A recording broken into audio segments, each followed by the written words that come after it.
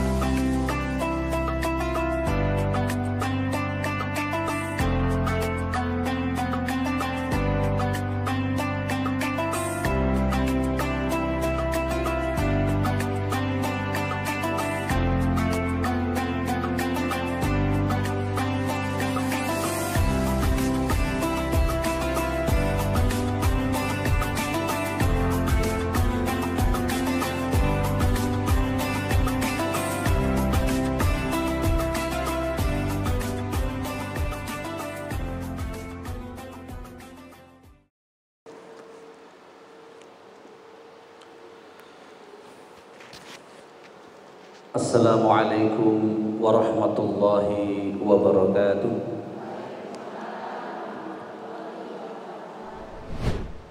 Bismillahirrahmanirrahim.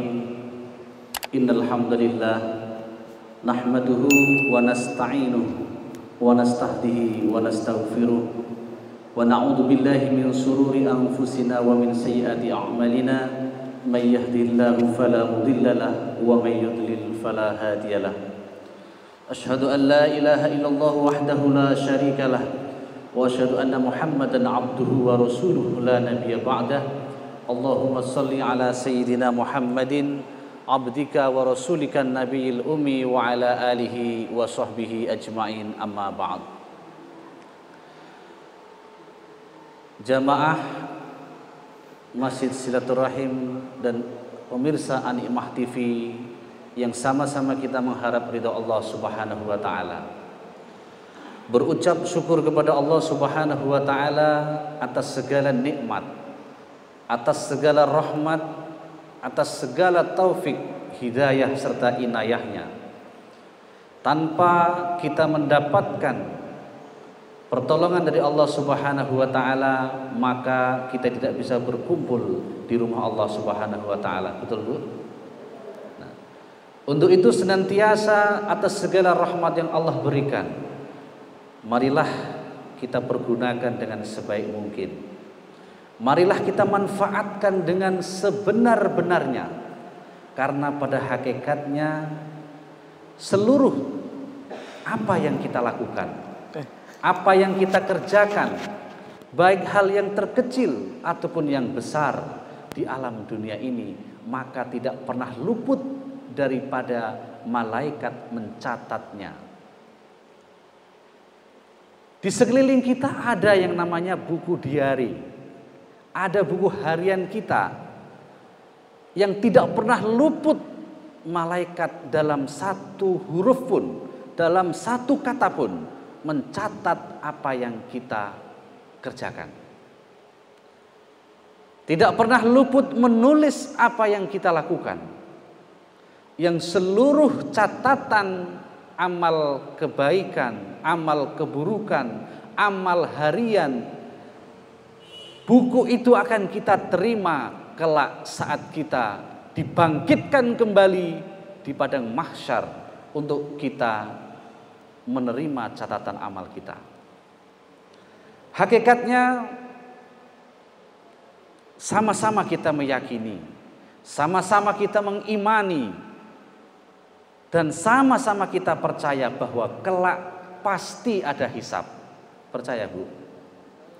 Percaya?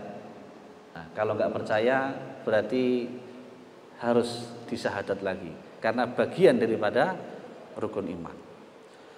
Bahwa kelak pasti akan ada hisab. Apa itu hisab? Sebelum seseorang ditentukan apakah dia layak masuk ke dalam surganya Allah Subhanahu wa taala bi ghairi hisab, laksana kilat, atau naudzubillah, dia akan nyemplung dulu sejenak ke neraka jahanam. Ya, sejenaknya itu kalau di dunia mungkin 1 abad, di sana bisa beribu-ribu tahun. Atau bahkan summa na'udzubillah min dzalik, dia akan kekal abadi selama-lamanya di neraka jahanam. Maka yaumul hisab itulah tolak ukur manusia akan menerima catatan amalnya. Bapak, Ibu, dan pemirsa An-Ni'mah TV dimanapun berada,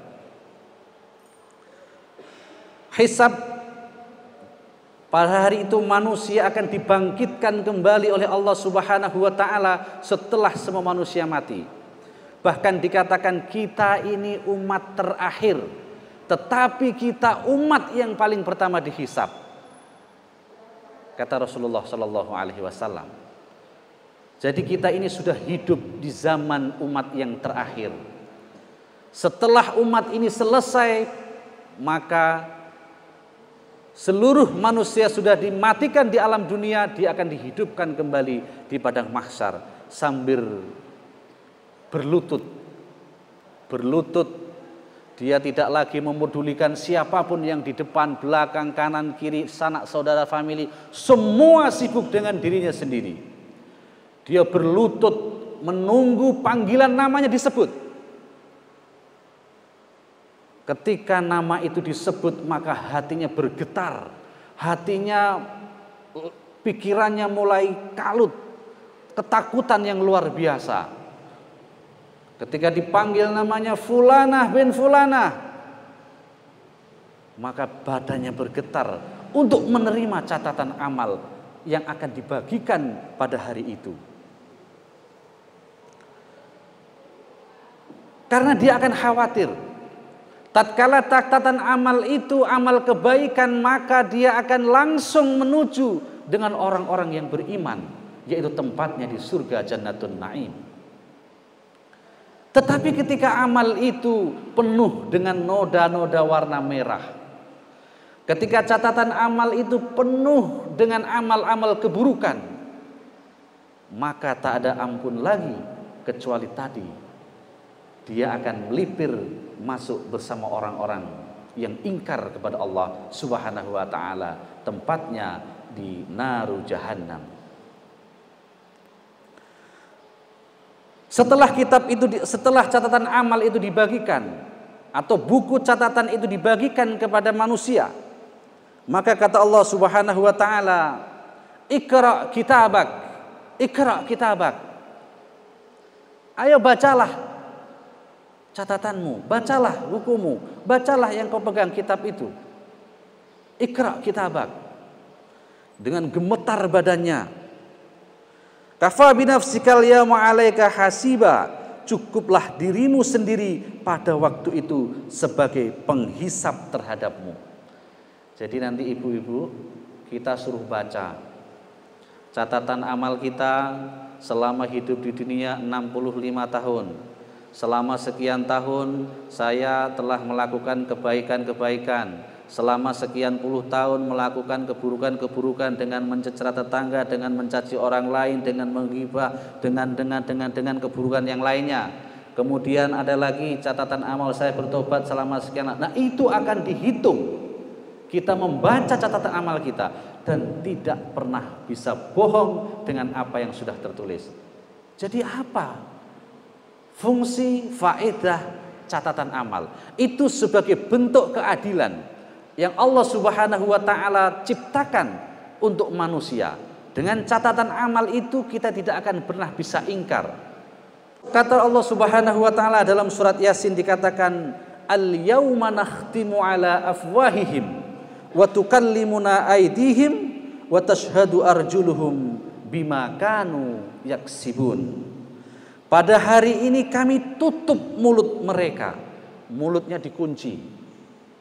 Jadi ini nggak bisa ngomong lagi, Bu. Mau dibilang, oh malaikat, oh ya Rob, saya tidak melakukan itu, Rob. Tidak bisa lagi.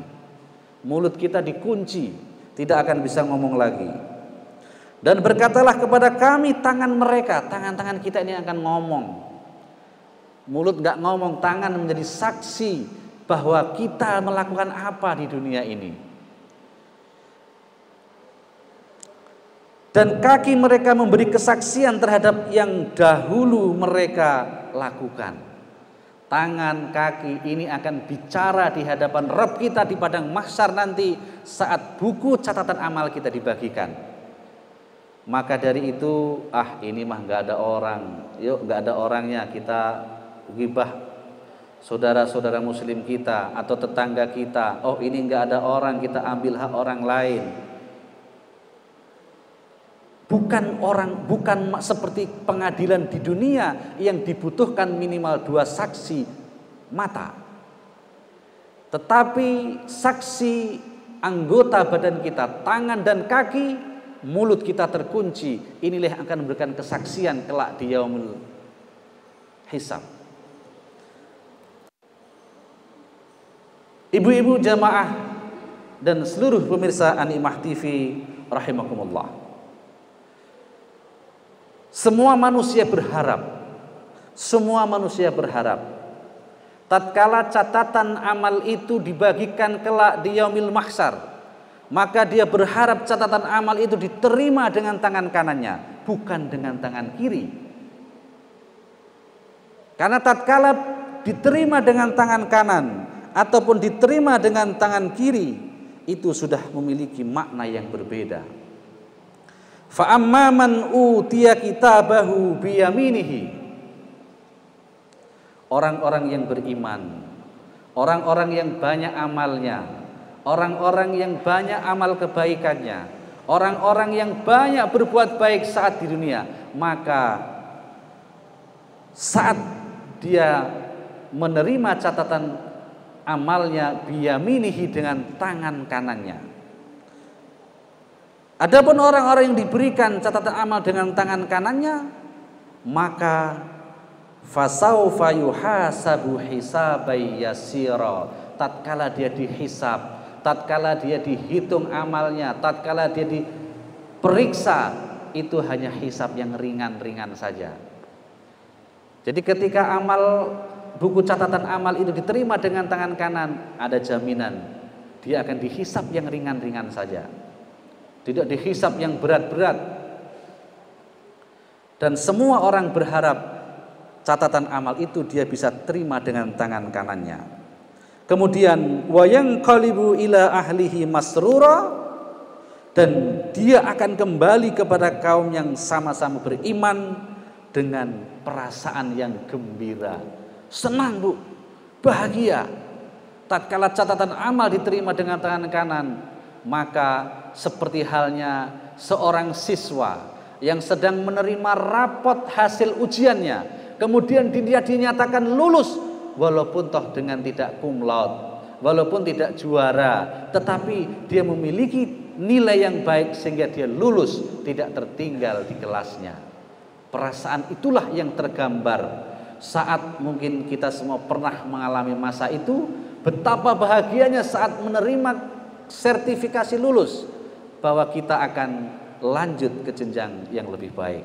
Begitu juga di yaumil mahsyar nanti, ketika sudah dinyatakan lulus, fulan masuk surga, fulan masuk pintu sebelah. Nah, itu semua diliputi perasaan yang sangat kalut. Kemudian wa amma man utiya kitabahu bishimalihi, adapun orang yang diberikan kepadanya kitab dari sebelah kirinya. Kalau tadi sebelah kanan, sekarang sebelah kiri. Fayaqulu ya laitani lam uta kitabiyah, maka dia berkata, aduhai alangkah baiknya kiranya tidak diberikan kepadaku kitab ini. Jadi sudah tahu, seandainya ini saya terima tangan kiri, sudah tidak usah diberikan kepadaku saja ya Allah. Kitab ini sudah saya tidak usah menerima, hidupkan aku kembali Allah, ini saya akan beribadah kepadamu. Semua merintih minta ampun, tetapi tidak adalah artinya air mata, sekalipun air mata darah yang akan keluar dari matanya. Selanjutnya di ayat yang ke-10, wa amman uta kitabiyah wara dhahri fasaufa yad'u subura. Adapun orang-orang yang diberikan kitabnya dari belakang, ada yang dari belakang, maka dia akan berteriak, celakalah aku, kata mereka. Jadi kalau tadi bighairi hisab abadan yadkhulu finnar jahannam. Bapak Ibu dirahmati Allah Subhanahu wa taala. Dalam kesempatan yang baik ini saya mengingatkan terhadap diri saya sendiri dan mudah-mudahan menjadi pengingat buat kita semua, bahwa marilah di dalam masa usia yang masih menjadi hak kita yang Allah Subhanahu wa taala berikan, betul-betul kita harus bisa mempergunakan sebaik mungkin. Artinya kita harus bisa menghitung diri kita sendiri sebelum, kita harus bisa menghisap diri kita sendiri dulu sebelum kita dihisap nanti. Hasibu anfusakum qabla an tuhasabu. Hisablah dirimu sebelum dirimu dihisab. Artinya kita menghitung amal kita. Selama kita hidup sampai hari ini, sudah berapa banyakkah keburukan yang pernah kita lakukan? Ayo kita tulis dengan sendiri. Kita tulis, oh saya pernah begini, saya pernah begini, saya pernah begini. Dan juga seberapa banyakkah amal baik yang juga sudah pernah kita lakukan. Karena orang yang cerdas itu orang yang mampu menghitung amalnya. Al-Qayyis man dana nafsah wa amila lima ba'dal maut. Orang yang pinter, orang yang cerdas adalah orang yang selalu mawas diri, yang selalu menghitung. Mawas diri itu kita antisipasi, hati-hati, kita menghitung setiap amal. Kalau sudah sekiranya ketemu bilangannya, kita membuat amal harian, buku harian. Satu hari ini dari melek mata subuh kita bangun subuh, kita berjamaah, kemudian kita ikut tausiah subuh, kemudian kita sholat duha, kemudian kita kemana, sampai mata kita terpejam kembali. Ya Allah, pada hari ini aku telah melakukan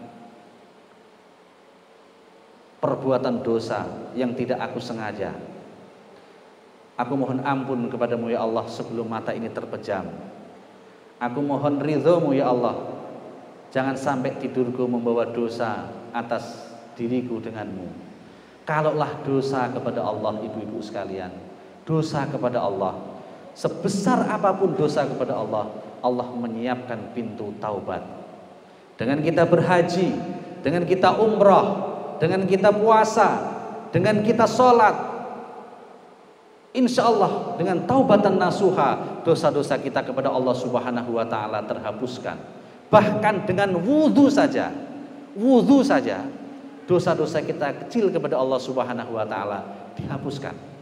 Allah Subhanahu wa ta'ala itu maha mengampuni atas segala dosa-dosa hambanya. Itu dosa kita kepada Allah Subhanahu wa ta'ala. Tetapi ada dosa yang tidak akan diampuni oleh Allah Subhanahu wa ta'ala. Sering saya katakan, dosa yang tidak akan pernah diampuni, yaitu dosa kita kepada sesama manusia. Tatkala kita melakukan perbuatan dosa kepada sesama, sebelum kita mengulurkan tangan, sebelum kita mengikrarkan permohonan maaf atas apa yang kita lakukan, maka dosa itu akan tetap terus kita bawa sampai nanti di akhirat. Dosa itu akan ditagih oleh saudara yang pernah kita zalimi, yang pernah kita sakiti, atau yang pernah kita lukai hatinya. Ini penting ibu-ibu sekalian. Permintaan maaf di dunia mungkin berat, pertaruhannya bisa jadi harga diri, gengsi. Tetapi apalah artinya harga diri itu ketika kita bawa sampai mati. Karena tatkala ketika sudah di alam akhirat, tidak lagi berlaku dirham, dinar. Ketika kita punya dosa tidak bisa lagi kita beli dengan harta. Dikatakan oleh Rasulullah sallallahu alaihi wasallam, "Man kanat lahu muzlamatun li akhihi min 'irdihi aw syai." Siapa yang pernah berbuat zalim terhadap kehormatan saudaranya atau sesuatu apapun, falyatahallal minhul yauma, hendaklah dia meminta kehalalan maaf, hendaklah dia memohon maaf, minta dihalalkan atas apa yang pernah ia lakukan. Jadi ketika kita melakukan perbuatan zalim kepada sesama, hendaklah dia minta dihalalkan, minta dimaafkan atas apa yang ia lakukan. Qabla alla yakuna dinarun wala dirham.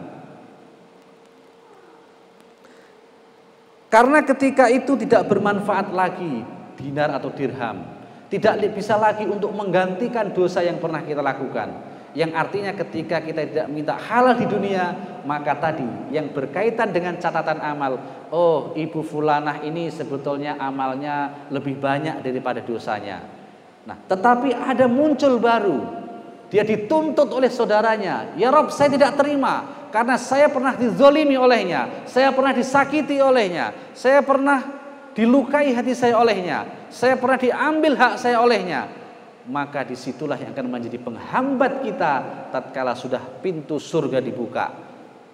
Itu harus diambil sesuai dengan porsinya, pahala kita diambil untuk menggantikan dosa kita. Ini kan sayang sekali Ibu sekalian.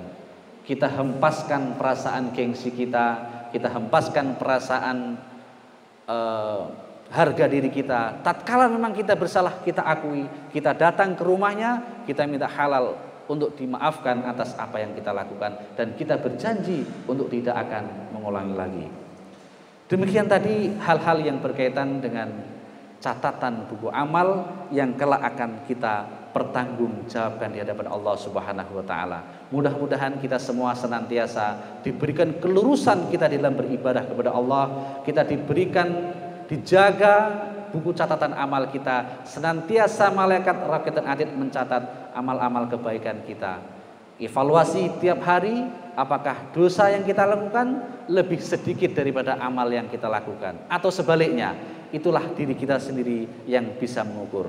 Mudah-mudahan kita diberikan keleluasan di dalam belajar, kita disatukan dengan keluarga, dengan orang-orang ahli ilmu di yaumil hisab nanti, diberikan rahmat, diberikan taufik, diberikan hidayah oleh Allah Subhanahu wa taala di alam dunia, dan kita sama-sama masuk dalam surganya Allah Subhanahu wa taala. Demikian ibu-ibu sekalian yang harus kami sampaikan.